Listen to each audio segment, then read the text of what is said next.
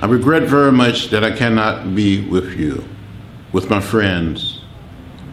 But I must tell you that the vote is precious.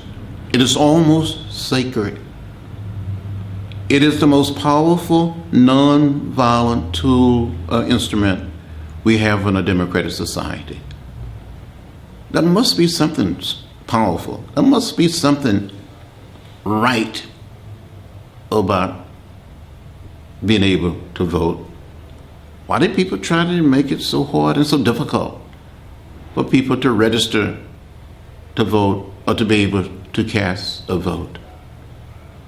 I can never forget the summer of 1964 when 3 young men, Andy Goodman, Mickey Scherner, and James Chaney, went out to investigate the burning of an African American church, a church to be used for voter registration workshops. They were arrested, jailed, taken to jail, and later taken from the jail and turned over to the Klan, where they were beaten, shot, and killed. The bodies were discovered 6 weeks later, buried under a mound of dirt. Hundreds and thousands of young people came from all across America to encourage, to help people to become registered. We didn't give up. We didn't become bitter. We didn't become hostile. We kept the faith, and we kept our eyes on the prize.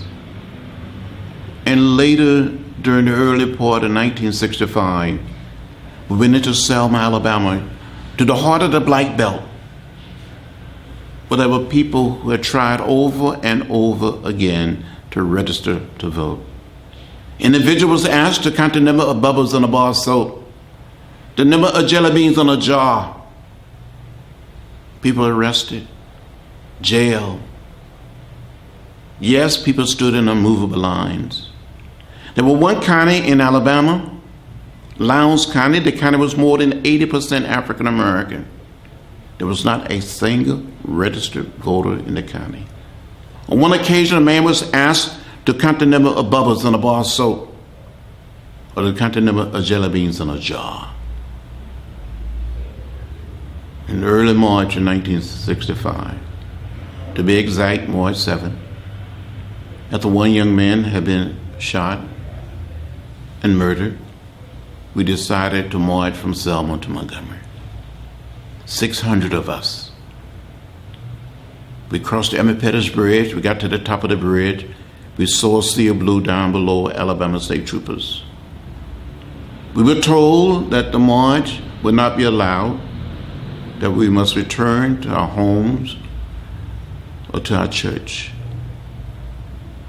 We were beaten, trampled our horses, tear gas.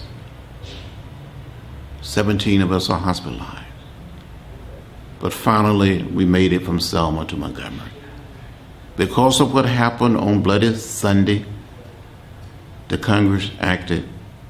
The President of the United States, Lyndon Johnson, acted, introduced the Voting Rights Act, and the Congress passed the act, and on August 6, 1965, President Johnson signed it into law. So we made progress. Yes, we have come a distance. And I believe today, if it hadn't been for the Voting Rights Act, there wouldn't have been a Jimmy Carter as president, or Bill Clinton. There would be no Barack Obama as president. But today, 50 years later, there are forces trying to take us back to another period. We cannot go back. We must go forward and open up the political process and let all of the people come in. That is the right thing to do. That is the fair and just thing to do.